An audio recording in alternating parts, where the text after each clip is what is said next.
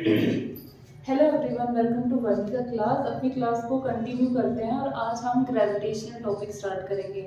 जो Newton laws के motion की जितनी भी थ्योरी थी और जितने भी न्यूमेरिकल थे, अभी और न्यूमेरिकल डिस्कस करेंगे। थ्योरी पार्ट हमने पूरी तरह से कंप्लीट कर लिया है। तो जो हमारा नेक्स्ट टॉपिक है वो क्या है? ग्रेविटेशन। क्या है बच्चा? ग्रेविटेशन है। ठीक है, इसका थ्योरी पार्ट साथ साथ जो भी न्यूमेरिकल होंगे वो भी डिस्कस करेंगे। और जो बहुत सारे क्वेश्चंस, बहुत सारे प्रैक्टिस के लिए जो भी बच्चे चाह रहे हैं वो कमेंट सेक्शन में मेंशन करना, ताकि मैं ज़्यादा से ज़्यादा क्वेश्चन करा पाऊँ। अगर किसी को थ्योरी समझनी है तो वो थ्योरी से रिलेटेड बता देंगे। ठीक है, तो ग्रेविटेशन नाम से आप क्या समझते हो? हमें ये पता है जो ग्रेविटेशनल फोर्स है वो दो बॉडी के बीच में लगता है। जैसे अगर कोई पूछे दो चार्जेस के बीच में कौन सा फोर्स लगता है, तो आप कहोगे इलेक्ट्रोस्टैटिक फोर्स लगता है। ऐसे सिंपल जो बेसिक चीज है, दो मासेस के बीच में कौन सा फोर्स लगता है? ग्रेविटेशनल फोर्स लगता है। अब बात ये आती है कि मान लो एक ये बॉडी है, इसका मास m1 है, एक ये बॉडी है, इसका मास क्या है? m2 है।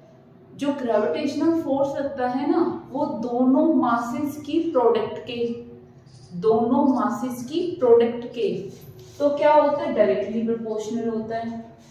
और जो दोनों ये बॉडी थी ना, जिनका मास m1 और m2 था, ये मान लो किसी डिस्टेंस पे रखे हुए हैं, तो इसके सेंटर से और इस बॉडी के सेंटर से जो इन दोनों बॉडी के बीच की डिस्टेंस होगी, जैसे मान लो इन दोनों के, इस बॉडी के सेंटर से और इस बॉडी के सेंटर से दोनों के बीच की डिस्टेंस कितनी है? r है। तो जो ग्रेविटेशनल फोर्स होता है वो क्या होता है? स्क्वायर ऑफ द डिस्टेंस के इनवर्सली प्रोपोर्शनल होता है। इनवर्सली और डायरेक्टली आई होप सबको पता होगा। डायरेक्टली का मतलब अगर ये मासेस बढ़े तो फोर्स भी बढ़ेगा, मासेस की वैल्यू बढ़ी तो फोर्स भी बढ़ेगा। इनवर्सली का मास मतलब अगर डिस्टेंस बढ़ी तो फोर्स क्या होगा? कम होगा। ये होता है इनवर्सली, कि डिस्टेंस बढ़ी तो फोर्स क्या होगा? आपका कम होगा। ठीक है, जब हम ये आपकी मान लो इक्वेशन फर्स्ट है, ये आपकी इक्वेशन नंबर सेकंड है, तो क्या होगा बेटा? जब हम फर्स्ट और सेकंड इक्वेशन को कंबाइन करेंगे तो हमें क्या मिलेगा? m1 m2 upon r²। ये क्या है? आपका ग्रेविटेशनल फोर्स है। यहां तक किसने दिया था ये ग्रेविटेशन का लॉ? न्यूटन ने दिया था। अब न्यूटन ने तो third law of motion, second law, first law भी दिया था। तो क्या gravitational force Newton third law को ओबे करता है? तो इसका आंसर होगा, जब न्यूटन ने दोनों चीजें बताई है तो वो उसको ओबे तो करता ही है। ग्रेविटेशनल फोर्स न्यूटन की थर्ड लॉ को ओबे करता है, नो डाउट। अब आगे आता है, जब ये डायरेक्टली का साइन है यहाँ पे, यहाँ तक न्यूटन साहब ने दिया था। उसके बाद जब डायरेक्टली का साइन हटाया हमने, तो यहाँ पे क्या आया था? हमारा एक ग्रेविटेशनल कांस्टेंट आया था। ये ग्रेविटेशनल कांस्टेंट यूनिवर्स के, कांस्टेंट का मतलब ये हो गया कि जो वैल्यू होती है वो क्या रहेगी? आपकी फिक्स रहेगी। इसकी वैल्यू कितनी है? 6.67 इंटू 10 की पावर -11 न्यूटन मीटर स्क्वायर पर केजी स्क्वायर। ये जी की जो वैल्यू है ये क्या रहेगी? कांस्टेंट रहेगी। एनडीए के प्रीवियस ईयर के क्वेश्चन में ये भी पूछा गया था, जो ग्रेविटेशनल कांस्टेंट है ना, इसकी यूनिट क्या है? वो मैं आपको आगे सिखाऊंगी, पहले आपको ये देखना है। तो जो ये फॉर्मूला दिया था ना, जो डायरेक्टली का साइन हटा के ये जी लगाया था, वो किसने बताया था? वो न्यूटन ने नहीं बताया था। वो किसने बताया था? दूसरे साइंटिस्ट ने बताया था, जिनका नाम क्या है? कैवेंडिश है। ठीक है, तो ये आप और डिटेल में, अगर मुझे लगा कि क्वेश्चन आ रहा है, वैसे ज्यादा डिटेल में इससे आएंगे नहीं, बस यही है कि आपकी नॉलेज के लिए बताया कि ये चीज जो ग्रेविटेशनल कांस्टेंट था वो न्यूटन ने नहीं दिया था, वो कैवेंडिश साहब ने दिया था। ठीक है, इसकी वैल्यू क्या होती है बच्चा? फिक्स होती है। ये यूनिट कहाँ से आई वो हम अभी डिस्कस करेंगे। ठीक है, तो हमने क्या पढ़ा? सबसे पहले ग्रेविटेशनल के बारे में आज हम डिस्कस करेंगे। जो भी इससे रिलेटेड टर्म है, जितनी भी है, कोशिश करेंगे आज के लेक्चर में इसको खत्म करें। दूसरा, जो ग्रेविटेशनल फोर्स होता है वो दो मासेस के बीच में लगता है। कैसे लगता है? जो फोर्स होता है डायरेक्टली प्रोपोर्शनल होता है दोनों मासेस, दो बॉडी के मासेस के प्रोडक्ट के डायरेक्टली प्रोपोर्शनल। दो मासेस की बॉडी के प्रोडक्ट के डायरेक्टली प्रोपोर्शनल। दो बॉडी है, पहली बॉडी का मास m1, दूसरी बॉडी का मास m2। दो बॉडी जिसका मास m1 m2 है उनका प्रोडक्ट किया और उसके डायरेक्टली प्रोपोर्शनल होता है और उनके बीच में जो डिस्टेंस होती है उसके इनवर्सली स्क्वायर होता है। ठीक है, उन दोनों को कंबाइन किया तो ये हमारा डायरेक्टली का साइन हटाएंगे तो क्या आ जाएगा, जी आपका क्या है बेटा जी, ग्रेविटेशनल कांस्टेंट है। ठीक है, क्या कहते हैं ये हमने थ्योरी में लिखा हुआ है जो हमने यहाँ पे समझा है। ठीक है, तो आपको इतना करना है। आगे हम डिस्कस करते हैं जो पीछे भी आया हुआ क्वेश्चन है कि जो ये जी की यूनिट है ये कैसे आती है।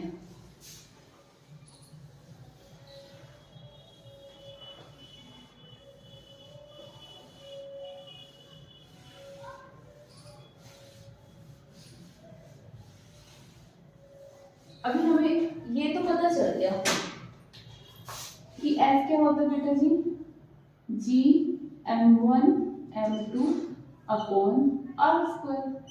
यूनिट किसकी निकालनी है, ग्रेविटेशन कांस्टेंट की निकालनी है। तो ये बताओ जो फोर्स होता है फोर्स की यूनिट क्या होती है, newton, G H it is, M क्या है मासेस, एसआई यूनिट क्या होती है मास की, केजी, एसआई यूनिट क्या होती है केजी, आर क्या है आपकी डिस्टेंस, डिस्टेंस की एसआई यूनिट क्या होती है मीटर, क्योंकि आर का स्क्वायर है तो हमने मीटर का क्या कर दिया स्क्वायर कर दिया। जी की तो हमें फाइंड आउट करनी है ना बेटा, तो जी तो इधर रखेंगे, newton as it is, meter यहाँ क्या हो रहा है बेटा, मीटर स्क्वायर क्या हो रहा है डिवाइड हो रहा है, इधर जाके क्या हो जाएगा क्रॉस मल्टीप्लाई करेंगे मल्टीप्लाई हो जाएगा। केजी इंटू केजी क्या हो गया बेटा जी, केजी का स्क्वायर हो गया, इधर मल्टीप्लाई हो रहा है, इधर आके क्या हो गया डिवाइड हो गया। तो ये आपकी क्या आ गई ग्रेविटेशनल यूनिट आ गई न्यूटन मीटर स्क्वायर पर केजी स्क्वायर। ठीक है, न्यूटन मीटर स्क्वायर पर केजी स्क्वायर। इतना क्लियर है? यहाँ तक कोई बच्चों को डाउट हो तो प्लीज कमेंट सेक्शन में बताओ।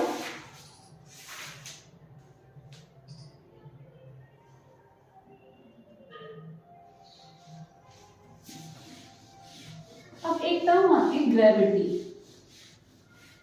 ग्रेविटी क्या होती है?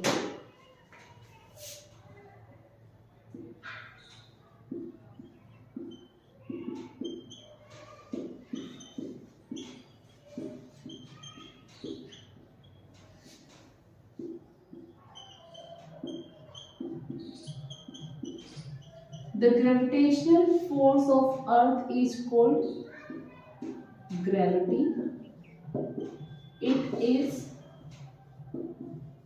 denoted by small g. Its value is 9.8 metre पर सेकेंड स्क्वायर। देखो पहले क्लियर कर दूं, जो ग्रेविटेशनल फोर्स होता है ना आपको वो ही ग्रेविटी होती है। ग्रेविटेशनल फोर्स की जो शॉर्ट फॉर्म होती है वो ही ग्रेविटी होती है, कंफ्यूज नहीं होना। फर्क इतना है जो हमारी अर्थ है, अर्थ जो फोर्स लगाती है, जो ग्रेविटेशनल फोर्स लगाती है, the gravitational force of earth. जैसे अभी तो हम दो बॉडी की बात कर रहे थे, दो बॉडी के बीच में लगता है। अब दो बॉडी के बीच में क्या लगता है, ग्रेविटेशनल फोर्स लगता है। तो ऐसा नहीं है कि छोटी बॉडी पे लगता है बड़ी पे नहीं लगता, या बड़ी पे ग्रेविटेशनल फोर्स लगता है छोटी पे नहीं लगता। जिस बॉडी में मास होगा ना उसमें क्या लगेगा, आपस में क्या लगेगा, ग्रेविटेशनल फोर्स लगेगा। अब होता क्या है बेसिकली, ये बॉडी इस पे फोर्स लगाते हैं, ये बॉडी इस पे फोर्स लगाते हैं। तो मान लो हमारा एक क्या है, अर्थ है। अब अर्थ की वजह से जो लगता है, अर्थ की तरह लगता है ना, मतलब अर्थ का जो ग्रेविटेशनल फोर्स होता है, अर्थ क्या करती है, दूसरी बॉडी को अपनी साइड खींचती है। जैसे ये बॉडी अर्थ को अपनी साइड खींचेगी और अर्थ किसी बॉडी को अपनी साइड खींचेगी। तो जो अर्थ किसी दूसरी बॉडी को अपनी साइड खींचती है ना, उसको क्या कहते हैं, ग्रेविटी कहते हैं। तो ग्रेविटेशनल फोर्स की शॉर्ट फॉर्म ही होती है ग्रेविटी। तो आप कंफ्यूज मत हो ना, बस उसमें ये चीज मेंशन हो गई है कि सिर्फ एक ही, मतलब उसका लगाते तो दोनों है, लेकिन जो ग्रेविटी नाम का शब्द है ना, ग्रेविटी मतलब जो ग्रेविटेशनल फोर्स किसका, अर्थ का जो ग्रेविटेशनल फोर्स है ना उसको ग्रेविटी बोला गया है। ठीक है, ग्रेविटी बोला गया तो ये उसकी शॉर्ट फॉर्म हो गई। ठीक है, जिसकी वैल्यू कितनी है 9.8 मीटर पर सेकंड है। लेकिन इसकी वैल्यू अलग अलग सरफेसेस पे, अलग अलग हाइट पे, अलग अलग मतलब एंगुलर स्पीड की वजह से क्या होती रहती है, चेंज होती रहती है। सेंटर पे अलग है, हाइट पे अलग है, इक्वेटर पे अलग है, पोल पे अलग है, तो वो हम आगे डिटेल में डिस्कस करेंगे। अभी हमने जो ये 9.8 मीटर पर सेकंड स्क्वायर पढ़ा है, ये क्या है, सरफेस पे ग्रेविटी की वैल्यू कितनी होती है, मैक्सिमम होती है, जो कि क्या है आपकी 9.8 मीटर पर सेकंड स्क्वायर। ठीक है,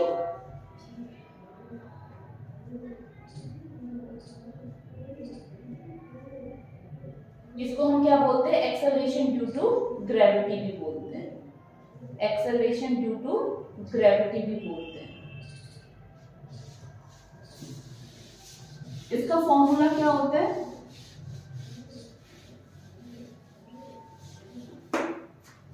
ग्रेविटेशनल फोर्स की शॉर्ट फॉर्म होती है ग्रेविटी, जो कि किसके लिए यूज होती है, अर्थ के लिए होती है। अब जो एक्सेलरेशन ड्यू टू ग्रेविटी है उसका फॉर्मूला ये होता है। अब ये आया कहां से, इसके ऊपर भी क्वेश्चन आया हुआ है, वो क्या है वो भी बाद में बताऊंगी। ये हमारी क्या है, अर्थ है। अर्थ का मास कितना है बेटा जी, कैपिटल है, और इसकी रेडियस क्या है आपकी, कैपिटल आर। तो जो रेडियस है अर्थ की वो तो आपको भी पता है कितनी है, 6400 इतनी है। अब अर्थ की सरफेस पे दूसरी बॉडी रखी हुई है जिसका मास क्या है, m है। अब जैसे अर्थ के सरफेस पे मेरी बॉडी लगा, अब अर्थ के जितनी थिकनेस है उस थिकनेस के कंपैरिजन में तो माउंटेन की जो हाइट है, माउंटेन कितना बड़ा है उसकी हाइट भी कुछ नहीं होगी, बहुत उसकी थिकनेस बहुत कम मेजर की जाएगी। तो मतलब मेरी एक बॉडी है जिसका मास क्या है, m है, जो कि उसके सरफेस पे है, तो मेरी बॉडी की क्या ही थिकनेस होगी, किसके सामने, अर्थ की थिकनेस के सामने, वो तो बिल्कुल नेग्लिजिबल होगा ना, वो तो बिल्कुल नेग्लिजिबल ही होगा। तो जो इनके बीच की डिस्टेंस है, क्योंकि हमने अभी ये पढ़ा ग्रेविटेशनल फोर्स में दो मासेस के बीच की जो डिस्टेंस लेते हैं ना वो सेंटर से लेते हैं, तो इसके सेंटर से तो नहीं लिया, लेकिन अर्थ के सरफेस पे जो बॉडी रखी हुई है ना उसके सेंटर में आप सोच ही सकते हो कितना नेग्लिजिबल होगा। तो इन दोनों की जो डिस्टेंस है ना वो क्या बनी रहेगी, रेडियस ऑफ अर्थ ही बनी रहेगी, क्योंकि दूसरी बॉडी एग्जिस्ट ना के बराबर ही है, बहुत छोटी है, बहुत बहुत कम थिकनेस है बच्चा उसकी। ठीक है, तो पहले ग्रेविटेशनल फोर्स क्या कहता है, ग्रेविटेशनल फोर्स होता है G, अर्थ का मास कितना है m, दूसरी बॉडी का मास कितना है स्मॉल m, अपॉन क्या है दोनों के बीच की डिस्टेंस कितनी है r²। ये फर्स्ट इक्वेशन हो गई। अब जो फोर्स होता है, फोर्स की वैल्यू क्या होती है, फोर्स क्या होता है, मास इनटू एक्सेलरेशन। जब हम फर्स्ट और सेकंड को कंबाइन करेंगे तो ये वाला फैक्टर तो दोनों में इक्वल है, जब ये दोनों इक्वल है तो ये दोनों भी इक्वल है, तो इक्वेशन क्या बन जाएगी, m into a upon r square. Small m से स्मॉल m कैंसिल, a क्या आ गया आपका gm अपॉन आर स्क्वायर, और इसी a को क्या बोलते हैं हम, g, मतलब एक्सेलरेशन ड्यू टू ग्रेविटी क्या होता है हमारा, gm अपॉन आर स्क्वायर। अब इसमें आपको ये पता होना चाहिए जो हमारा क्वेश्चन आया हुआ है, जो r है वो क्या है बच्चा, रेडियस ऑफ अर्थ, m क्या है, मास ऑफ द प्लेनेट। कोई भी प्लेनेट हो सकता है, ये नहीं है सिर्फ अर्थ ही, मरकरी हो सकता है, जुपिटर हो सकता है, कुछ भी हो सकता है। मून के लिए भी हम यही यूज करेंगे, वो हम आगे बताएंगे। जी क्या है आपका, ग्रेविटेशनल कांस्टेंट। इतना क्लियर हुआ, क्या है बच्चा, तो ग्रेविटेशनल फोर्स है ना किसका, अर्थ का, ग्रेविटेशनल फोर्स किसका, अर्थ का, उसको ग्रेविटी कहते हैं। उसका फॉर्मूला होता है gm upon r square. m क्या होता है, mass of the planet, r क्या होता है, radius of the earth. Radius of planet कर दो, क्योंकि हम कोई भी प्लेनेट के लिए फॉर्मूला यूज कर सकते हैं, मून के लिए भी यूज करके दिखाऊंगी मैं। तो हमने ये किया, पहले क्या किया हमने, अर्थ के सरफेस पे क्या रख दिया आपका और ऑब्जेक्ट रख दिया जिसका मास स्मॉल m है, ग्रेविटेशनल फोर्स लगा, ये पहली इक्वेशन। फोर्स का फॉर्मूला होता है मास इनटू एक्सेलरेशन, दोनों को कंबाइन किया, m से m कैंसिल हो गया, a क्या आ गया gm/r², a क्या होता है आपका ग्रेविटी। ठीक है, ये तो बहुत थ्योरी पार्ट है। अब इसी में ही मैं अगर क्या लगाती हूँ, इसी ग्रेविटी में मैं मून की वो देखती हूँ।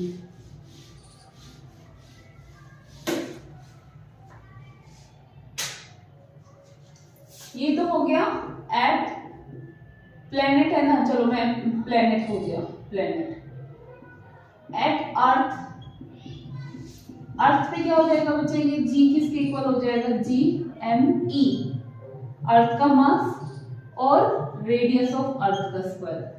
और मून पे क्या हो जाएगा, ये मून पे भी लगा सकते हो, GM मून, GE मतलब अर्थ, तो GM मास किसका बच्चा, मून का, रेडियस किसकी,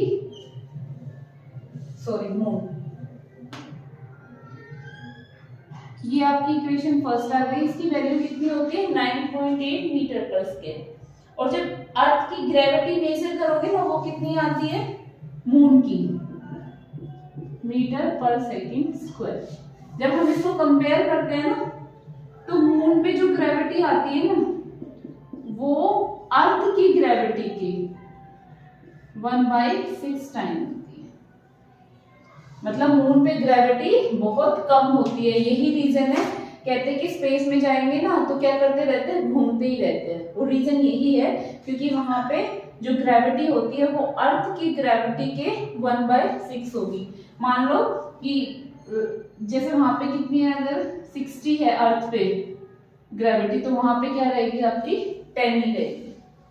ठीक है, तो ये रिलेशन आपको याद रखना है, प्रीवियस ईयर में आया हुआ क्वेश्चन है। ये है आपकी ग्रेविटी का कॉन्सेप्ट। तो जो वेट होगा ना, वेट भी क्या हो जाएगा आपका 6 टाइम कम हो जाएगा। मून पे जो वेट होगा ना, वो अर्थ के, अब जो मोटे हैं, जो बिल्कुल सब कुछ कोशिश कर चुके और वो पतले नहीं हो रहे हैं, तो वो भाई अब तो हम चंद्रयान पे भी चले गए हैं ना, तो अपने चांद पे जाके प्लॉट खरीद ले, क्योंकि उसी वो ही एक कारण है जिससे उनका वेट क्या हो सकता है, कम हो सकता है। अर्थ के वेट का 6 टाइम कम हो जाएगा। मतलब यहाँ पे अगर कोई 7 का है, यहाँ पे कोई अगर 7 का है, तो वहां पे कितना हो जाएगा, 10 किलो का हो जाएगा। ठीक है, इसे आप है ना गोल्ड का बिजनेस भी कर सकते हो। चलो वो तो मैं चलो आप आगे बताऊंगी, क्योंकि वो कॉन्सेप्ट अभी बताया नहीं मैंने। इक्वेटर और किस पे, पोल पे जो ग्रेविटी का वेरिएशन होता है वो कैसे होता है, इंक्रीज होता है, डिक्रीज होता है, वो भी हम समझेंगे, फिर आप ये क्वेश्चन कर पाओगे गोल्ड वाला।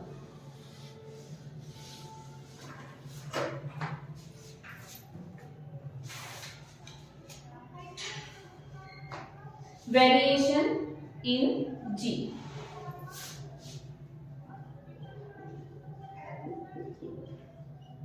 इन जी मतलब जो ग्रेविटी की वैल्यू होती है वो कहां पे कितनी होती है।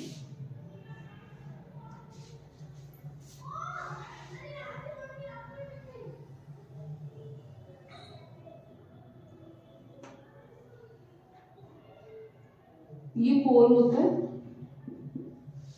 ये इक्वेटर होता है। ठीक है, ये क्या है आपकी सेंटर है। तो सेंटर पे जो ग्रेविटी होती है ना, वो कितनी होती है 0। सरफेस पे मैक्सिमम होती है जो कि 9.8 मीटर पर सेकेंड स्क्वायर।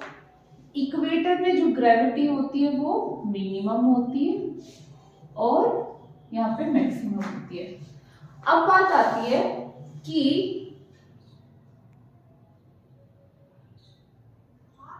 इसमें एक चीज और आएगी कि 2 चीजें आएगी उसी में, कि मान लो किसी ऑब्जेक्ट को हम सरफेस से ऊपर की साइड थ्रो करें या फिर नीचे की साइड डेप्थ में जाए, तो क्या ग्रेविटी की वैल्यू बढ़ेगी या घटेगी। तो दोनों ही केस में ग्रेविटी क्या होगा, भले ही आप डेप्थ की साइड आओ, भले ही आप हाइट की साइड जाओ, दोनों में वैल्यू क्या होगी आपकी, डिक्रीज होगी। दोनों में वैल्यू क्या होगी आपकी, डिक्रीज होगी। क्यों होगी वो अभी मैं आपको फॉर्मूले से बताऊंगी। वैसे तो ऑर्बिट की हाइट की वजह से और डेप्थ की वजह से बड़े बड़े डेरिवेशन है, तो वो डेरिवेशन ना करा के मैं आपको डायरेक्ट फॉर्मूले बताऊंगी, ठीक है। लेकिन उनका एक एक्सप्लेनेशन है जिससे ये सब आता है।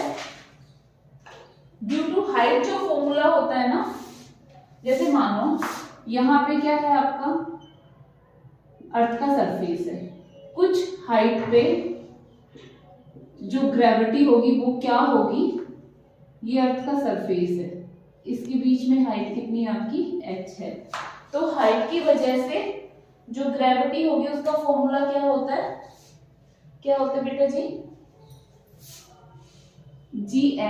GS मतलब सरफेस पे जो ग्रेविटी है, वो r² क्या है अर्थ की रेडियस और r प्लस h का स्क्वायर, r प्लस h का स्क्वायर, यहां तक तो रेडियस हो गई, यहां तक तो बच्चा रेडियस हो गई, ऊपर जितनी हाइट पे गए r प्लस h का होल स्क्वायर, ये जो फॉर्मूला है वो है हाइट की वजह से। और डेप्थ की वजह से दूसरा केस आ जाएगा, मान लो यहाँ पे क्या है सरफेस है 9.8, अब आप नीचे गए गड्ढा खोदते खोदते खोदते खोदते मान लो आप यहाँ पे, तो ग्रेविटी आएगी ना डेप्थ पे, वो क्या आती है 1 माइनस d/r। अब देखो मान लो एक कोई बंदा इसको डिग कर रहा है, खोद रहा है, खोदते खोदते वो किस पे आ गया, सेंटर पे आ गया, तो जो बीच की ये डेप्थ है, ये डेप्थ किसके इक्वल बन गई, रेडियस ऑफ अर्थ के इक्वल बन गई। अब मैं इसमें पुट करके देखूंगी तो अब ये डेप्थ कितनी हो गई, सेंटर पे चली गई ना, कितनी खोदते खोदते वो सेंटर पे चला गया, तो ग्रेविटी किसकी आ गई, सेंटर की आ गई। GS सरफेस की ग्रेविटी 1 माइनस डी की वैल्यू कितनी होगी बेटा जी, r अपॉन r से r कैंसिल, 1 माइनस 1 0, 0 को किसी से मल्टीप्लाई करोगे 0, तो सेंटर पे जो ग्रेविटी आएगी वो कितनी आएगी 0। तो आपको ये दोनों फॉर्मूले याद रखने, तीन वैल्यू तो आपको समझ ही आ गई, ग्रेविटी पे 0 कैसे होती है वो हमने पढ़ लिया, सरफेस पे क्या होती है आपकी मैक्सिमम होती है, इक्वेटर पे क्या होती है बेटा मिनिमम होती है। हाइट की वजह से जो ग्रेविटी का फॉर्मूला होता है, हाइट की वजह से जो ग्रेविटी का फॉर्मूला होता है क्या होता है बेटा, सरफेस पे जो ग्रेविटी है वो ऊपर क्या है r² r प्लस h का होल स्क्वायर, और नीचे क्या है आपका डेप्थ की वजह से जो ग्रेविटी होती है वो GS इंटू 1 माइनस d/r, कितनी होगी बेटा 1 माइनस d/r, 1 माइनस d/r। अब यही चीज कहा जाता है अगर आपको बिजनेस करना है ना, तो आप कहाँ पे गोल्ड खरीदे, कहाँ पे गोल्ड खरीदे, आप इक्वेटर पे तो गोल्ड खरीदे और बेच कहाँ दे, पोल पे बेच दे, क्योंकि वहां पे वेट क्या होगा कम होगा, कम होगा तो आपका सस्ते में सोना आ जाएगा, और यहाँ पे वेट उसका ज्यादा मिलेगा तो सोना किसमें जाएगा, किसमें जाएगा, महंगा जाएगा, तो आपका बिजनेस चल सकता है इस वाला।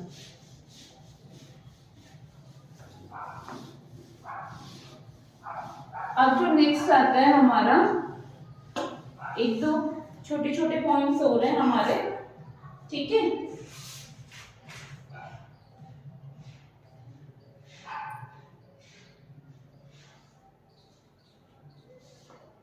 अब देखो ये चीज होती क्यों है, जो रेडियस है ना पोल की तो कम होती है लेकिन इक्वेटर की ज्यादा होती है, लेकिन जो ग्रेविटी होती है ना पोल पे ज्यादा होती है और इक्वेटर पे कम होती है। रीजन क्या है, अभी हमने क्या पढ़ा, अभी हमने क्या पढ़ा कि हाइट की वजह से जो हाइट की वजह से जो ग्रेविटी होती है वो क्या होती है बेटा, GS into r² r plus h का होल स्क्वायर। अब पोल पे क्या होता है, पोल पे रेडियस कम होती है, ऐसी शेप होती है ना, तो पोल पे रेडियस कम होती है, लेकिन इधर क्या होती है आपकी रेडियस ज्यादा होती है। रेडियस ज्यादा मतलब ये फैक्टर क्या हो जाएगा ज्यादा, और ये फैक्टर ज्यादा हो जाएगा मतलब ग्रेविटी इस पे क्या हो जाएगी आपकी कम हो जाएगी, ग्रेविटी क्या हो जाएगी आपकी कम हो जाएगी।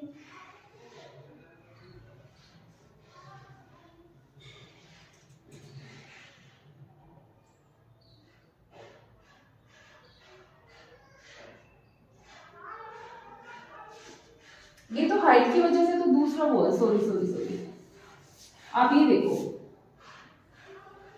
ग्रेविटी पोल पे ज्यादा क्यों होती है, क्योंकि इसकी रेडियस क्या है, कम है, पोल की रेडियस क्या है बेटा, कम है, और ग्रेविटी क्या होती है, Gm/r²। अब इसकी रेडियस कम तो ग्रेविटी ज्यादा, लेकिन इक्वेटर पे क्या होता है, इक्वेटर पे क्या होता है बेटा, रेडियस क्या होती है ज्यादा, रेडियस ज्यादा तो ग्रेविटी क्या हो जाएगी, कम। इस वजह से यहाँ पे ग्रेविटी मिनिमम होती है और यहाँ पे ग्रेविटी मैक्सिमम होती है, ये ठीक है। अब आगे क्या आता है हमारा, केपलर्स लॉ आते हैं हमारे। केपलर्स लॉ करने के बाद हम क्या डिस्कस करेंगे, सैटेलाइट का टॉपिक डिस्कस करेंगे, फिर आपका ये चैप्टर क्या हो जाएगा, कंप्लीट हो जाएगा। जो केपलर ने लॉ दिए वो 3 लॉ दिए थे। पहला लॉ दिया था law of orbit, law of area, 3 law दिए थे, law of orbit, second law of area, और तीसरा दिया था लॉ ऑफ टाइम पीरियड,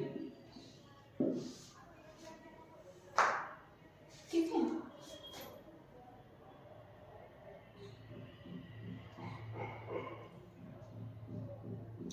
पहले ये माना जाता था, पहला लो देखेंगे हम, पहले ये माना जाता था कि अर्थ जो होती है ना वो बीच में होती है और सब आसपास घूमते रहते हैं, लेकिन ये सच नहीं था, ये बहुत पहले माना जाता है। लेकिन जब बाद में गैलीलियो साहब आए और साइंटिस्ट आए, उन्होंने ये बताया ऐसा नहीं है भाई, जो सूर्य होता है, सन होता है, वो बीच में होता है, बाकी के जो प्लेनेट होते हैं ना, हम जहाँ पे भी रह रहे हैं, अर्थ पे रह रहे हैं, वो सब उसके चारों ओर क्या करते होते हैं, रिवॉल्व करते रहते हैं। तो ये हमारी क्या हो गई, अर्थ हो गई, और यहाँ पे दूसरी फोकी पे क्या हो गया आपका, सन हो गया, और ये जो अर्थ है ये इसके चारों ओर क्या करती रहती है, रिवॉल्व करती रहती है। किस उसमें रिवॉल्व करती है, इलिप्टिकल ऑर्बिट में। इलिप्टिकल ऑर्बिट में क्या करती रहती है बच्चा, ये रिवॉल्व करती रहती है। सॉरी, अब इसमें जरूरी नहीं है मैं अर्थ लिखूं, मैं इस चीज को जनरलाइज कर देती हूँ, मैं इसको प्लेनेट लिखती हूँ। क्या लिखूंगी बच्चा, प्लेनेट लिखूंगी, ठीक है। हाँ, मैंने इसको प्लेनेट कर दिया, सॉरी प्लेनेट कर दिया। ये आपका फर्स्ट लॉ है। सेकंड में क्या होता है, लॉ ऑफ एरिया। इसका मतलब ये होता है कि मैं यहाँ पे हूँ अभी, फिर मैं यहाँ पे हूँ, P1 P2, या फिर A1 A2 कर लो, P1 P2 कर लो। अब यहां से यहां तक जब हमारा कोई भी प्लेनेट आता है उसको T टाइम लगा। अब मान लो वो यहाँ पे भी जाएगा, कुछ टाइम के बाद वो यहाँ भी करेगा रिवॉल्व में, तो ये P3, ये P4, यहाँ पे भी जो टाइम लगेगा वो कितना लगेगा, T लगेगा। तो जब सन के पास होता है ना प्लेनेट, सन के पास होता है तब तो उसकी स्पीड क्या होती है, ज्यादा होती है, और जब सन से दूर होता है ना प्लेनेट तो उसकी स्पीड क्या होती है, कम होती है। तो कहते हैं जो ये एरिया होता है ना, एरिया, जो ये एरिया होता है, area of SP1 P2 is equal to area of SP3 P4। ये दोनों क्या होंगे, आपस में इक्वल होंगे। एरिया क्या होगा आपका, इक्वल होगा। अब एक बात बताओ जो ये है लॉ ऑफ टाइम पीरियड, ये कहता है, इसका मतलब समझो। मान लो ये क्या है आपका फर्स्ट प्लेनेट है, ये आपका सेकंड प्लेनेट है, यहाँ पे क्या है आपका सन है। अब सन के पास जो ये वाला है इसकी रेडियस कम है, इसकी रेडियस क्या है, ज्यादा है। मान लो ये क्या है आपका मरकरी है, और ये क्या है आपका दूसरा वाला क्या है, अर्थ है। अब अर्थ तो एक चक्कर कितने में कंप्लीट करता है, 365 डेज में कंप्लीट करता है, और मरकरी कितने में कर लेता है, 88 डेज में कर लेता है शायद। वो क्यों कर लेता है, क्योंकि इसकी रेडियस क्या है, छोटी है। इसकी रेडियस क्या है, छोटी है, तो एक अपना चक्कर भी क्या कर लेगा, जल्दी कंप्लीट कर लेगा। तो कहते हैं जो टाइम पीरियड होता है ना उसका स्क्वायर, किसके डायरेक्टली प्रोपोर्शनल होता है? जो ये रेडियस होती है उसके क्यूब के प्रोपोर्शनल होता है। किसके होता है बेटा? क्यूब के प्रोपोर्शनल होता है।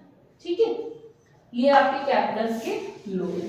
क्वेश्चन आएंगे तो आपको समझ आएगा कि क्या, ज्यादा डिटेल में है नहीं पर।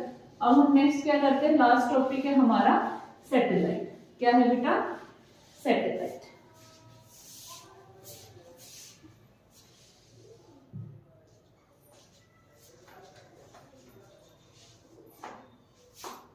वैसे तो हमें पता है सैटेलाइट दो तरह की होती है, एक आर्टिफिशियल सैटेलाइट होती है, एक नेचुरल सैटेलाइट होती है। नेचुरल सैटेलाइट क्या होती है आपकी, मैं पहले नॉर्मली डिस्कस कर लेती हूँ। जो आर्टिफिशियल सैटेलाइट होती है वो क्या होती है? जो मैन मेड सैटेलाइट होती है उसको आर्टिफिशियल सैटेलाइट बोलते हैं। अब इसमें भी दो टाइप की सैटेलाइट होती है, एक होती है आपकी जियोसिंक्रोनस और एक क्या होती है आपकी पोलर सैटेलाइट होती है। इन दोनों में डिफरेंस क्या है हम ये भी जानेंगे। तो जो जियो स्टेशनरी सैटेलाइट होती है, सिंक्रोनस भी बोल देते हैं उसको, जियो सिंक्रोनस भी बोल देते हैं। तो जो जियो स्टेशनरी, जियो मतलब अर्थ और स्टेशनरी क्या होगा? जो रेस्ट में है। इसका मतलब क्या है? इसका मतलब ये है, जैसे आर्टिफिशियल सैटेलाइट की बात कर रही हूँ, मून हमारा नेचुरल हो गया, जैसे ये हमारी अर्थ है, अर्थ इस शेप में रिवॉल्व करती है। तो जो जियो स्टेशनरी सैटेलाइट है ना, हम उसको क्या करते हैं? हम भेजते हैं। किस पर्पज से भेजें? जैसे वैसे जो जियो सैटेलाइट होती है ना उसको कम्युनिकेशन के पर्पज से छोड़ा जाता है ऊपर, कि जो भी इंटरनेट का, जो भी तुम सोशल सब कुछ यूज करो, कम्युनिकेशन के जितने भी फैक्टर है वो सब इन्हीं सैटेलाइट की वजह से होता है। तो जो ये सैटेलाइट घूमती है ना आपकी चारों ओर, वो इस तरह से घूमती है, इस तरह से घूमती है कि अगर आप सुबह बाहर निकलोगे तो भी आपको सर पे दिखाई देगी, दोपहर में भी निकलो तो भी सर, मतलब वो इतनी स्पीड से घूमती है जितनी स्पीड से आपकी अर्थ घूमती है। उसका रीजन यही है कि आप कभी भी सैटेलाइट को देखोगे ना, वो क्या दिखेगी आपको? रेस्ट में दिखेगी, क्योंकि दोनों की स्पीड क्या हो गई? सेम हो गई। सेम हो गई तो रिलेटिव चीज ये समझा के हमने पहले डिस्कस कर लिया था। तो कभी भी आप सैटेलाइट को देखोगे ना वो ऊपर दिखेगी, मतलब दिखती नहीं है, जो हम वो यूज करते हैं इंस्ट्रूमेंट, उससे वो हमेशा रेस्ट पे दिखेगी, क्योंकि दोनों की स्पीड क्या हो गई? सेम हो गई। जैसे मैं यहाँ पे रनिंग कर रही हूँ, मेरा कोई फ्रेंड भी है, वो भी क्या कर रहा है? रनिंग कर रही है, तो दोनों की हम आपस में बात कर पा रहे हैं, तो ये थोड़ी ना कहेंगे वो मोशन में या मैं मोशन में हूँ। हम दोनों एक दूसरे के रिलेटिव क्या है? मोशन में ही है या रेस्ट में ही है? रेस्ट में ही हो गए ना, रिलेटिव चीज बताती है मोशन या रेस्ट को। तो ठीक है, तो जियो स्टेशनरी सैटेलाइट का यही मतलब होता है। जियो मतलब अर्थ, स्टेशनरी मतलब रेस्ट। जो ये सैटेलाइट है, जियो स्टेशनरी सैटेलाइट है, वो अर्थ की एंगुलर स्पीड से ही क्या करती रहती है? रिवॉल्व करती रहती है। फिर हमें ये क्या दिखती है? रेस्ट में दिखती है। ये किस पर्पज से यूज होती है? कम्युनिकेशन पर्पज से यूज होती है। कम्युनिकेशन पर्पज से, मैपिंग के पर्पज से, पूरे उसमें देखना क्या हो रहा है, पूरे देश की जो भी तुम्हारे काम होते हैं वो सब देखना, ये किस में होता है? हमारा जियो सैटेलाइट में होता है। ठीक है, और ये कितनी हाइट पे होती है? 36,000 किलोमीटर की हाइट पे होती है। और 24 घंटे में ये क्या करती है? 24 घंटे में क्या करती है? ये अपना 24 घंटे में ये अपना एक चक्कर पूरा करती है। और हाँ, पूरे देश की क्या ले लेती है? पिक्चर ले लेती है, कहाँ क्या हो रहा है, वो सब कुछ जियो स्टेशनरी सैटेलाइट करती है। फिर से देखो, जो सैटेलाइट होती है वो दो टाइप की होती है, एक नेचुरल सैटेलाइट, एक artificial satellite. Natural satellite, moon is your natural satellite, लेकिन आर्टिफिशियल सैटेलाइट अगेन दो टाइप से होती है, जियो स्टेशनरी, जियो सिंक्रोनस। ये एक ही टाइप की सैटेलाइट है। दूसरी टाइप होती है पोलर सैटेलाइट। उसका मतलब क्या है वो बाद में बताऊंगी। इसमें देखो, जियो स्टेशनरी में क्या होता है? अर्थ हमारी ऐसे रिवॉल्व करती है, तो जो ये है ना, ये भी ऐसे रिवॉल्व करती है, ऐसे। इसकी स्पीड कितने हाइट पे होती है? 36,000 किलोमीटर की हाइट पे होती है। और ये अर्थ की एंगुलर स्पीड के साथ साथ चलती है, ताकि इसी वजह से इसका नाम क्या है? रेस्ट है, क्योंकि दोनों की स्पीड क्या हो गई? सेम हो गई। ये अपना एक चक्कर 24 घंटे में पूरा करती है। ये कम्युनिकेशन और मैपिंग के पर्पज से यूज की जाती है। दूसरी जो सैटेलाइट होती है उसको क्या कहते हैं? हम पोलर सैटेलाइट कहते हैं। दूसरी जो सैटेलाइट होती है क्या कहते हैं उसको? पोलर सैटेलाइट कहते हैं। पोलर सैटेलाइट क्या करता है, अर्थ हमारा यू है ना, तो वो कैसे चक्कर लगाती है, यू चक्कर लगाती है।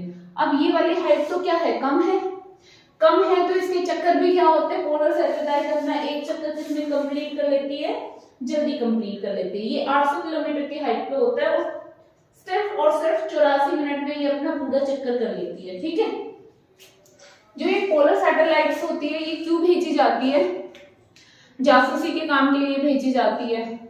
कहाँ पे क्या मिनरल्स मिल रहे हैं, कहीं पे कुछ गलत काम तो नहीं हो रहे हैं, और जितने भी मिनरल्स का पता लगाना है, गोल्ड का पता लगाना है, जो भी इस टाइप की चीजें होती है ना, उसमें क्या होता है तुम्हारा, उसमें क्या होता है, पोलर सैटेलाइट का यूज करते हैं। ठीक है, रियल लाइफ में जितने भी इंफॉर्मेशन लेनी होती है वो पोलर सैटेलाइट्स करती है। क्लियर है आपको। लास्ट जो टॉपिक है वो क्या है आपकी, एस्केप वेलोसिटी है। यहाँ पे आपका चैप्टर खत्म होता है। अगर आपको ये वीडियो समझ आई हो तो प्लीज चैनल को लाइक और सब्सक्राइब करना ना भूले। Thank you so much.